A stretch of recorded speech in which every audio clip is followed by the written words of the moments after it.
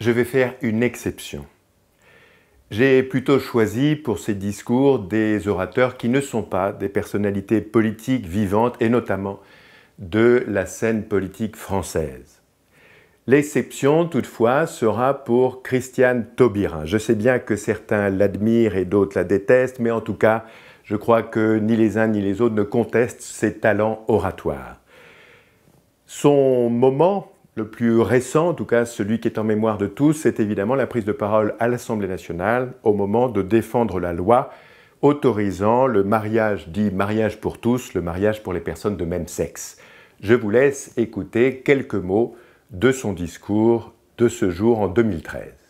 En vous présentant aujourd'hui ce projet de loi qui contient des dispositions ouvrant le mariage à droit constant et l'adoption à droit constant aux couples homosexuels, le gouvernement choisit de permettre aux couples de même sexe d'entrer dans cette institution et de pouvoir composer une famille comme les couples hétérosexuels, c'est-à-dire de pouvoir le faire soit par une union de fait que l'on appelle le concubinage, soit par un contrat, le PACS, soit par le mariage. 3 points que je voudrais noter grâce au discours de Christiane Taubira. Si vous remarquez, elle ne regarde pas ses notes. C'est comme si elle parlait sans notes. Et pourtant, elle en a. Quand vous verrez l'extrait in extenso, et vous savez que vous pouvez accéder au discours lui-même sur le site, on la voit arriver au pupitre et elle pose son discours devant elle, devant le micro. Mais quand vous regardez les 30 minutes, elle regarde très exceptionnellement ses notes. L'indication ici, c'est évidemment la préparation, et Christiane Taubira témoigne souvent de comment elle prépare ses discours. Elle prépare au point d'être libre, libre de délivrer, comme disent les Anglais. Et délivrer, c'est bien ça l'affaire, c'est-à-dire lâcher le discours.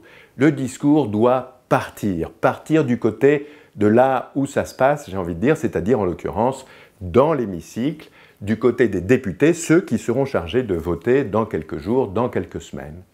Première indication, donc, préparez suffisamment au point d'être libre dans votre tête, avec une fluidité tout d'un coup qui donne un plaisir pour vous et de parler, pour nous d'écouter.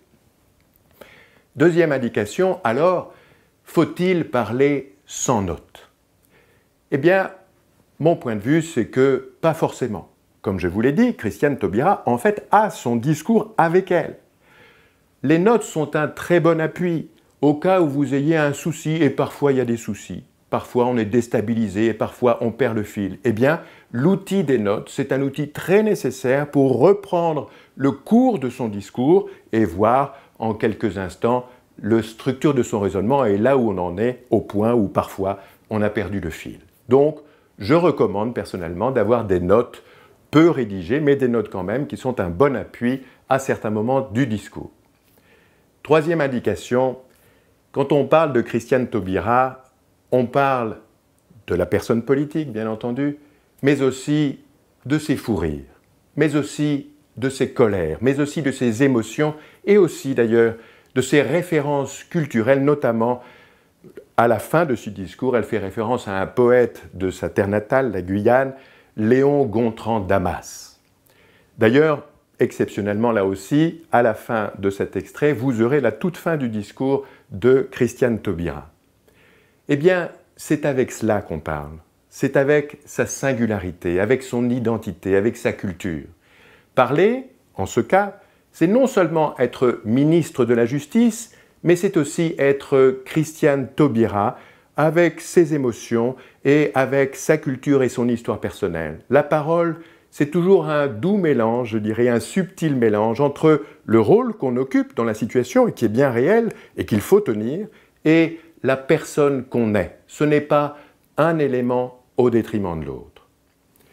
Voilà donc les 3 indications que je voulais partager avec vous grâce à Christiane Taubira. Préparez au point d'être libre dans votre tête pour délivrer le discours. Faut-il parler sans notes? À mon avis, non. Les notes sont un bon appui de la parole quand on perd le fil de sa pensée. Et enfin, soyez vous-même. Ne perdez pas de vue le rôle que vous occupez dans la situation, mais n'oubliez pas que c'est vous qui parlez, vous singulièrement. À vous de jouer. Et nous sommes si fiers de ce que nous faisons que je voudrais le définir par les mots du poète Léon Gontran Damas. L'acte que nous allons accomplir est beau comme une rose dont la tour Eiffel, assiégée à l'aube, voit enfin s'épanouir les pétales. Il est grand comme un besoin de changer d'air. Il est fort comme le cri aigu d'un accent dans la nuit longue. Merci à vous.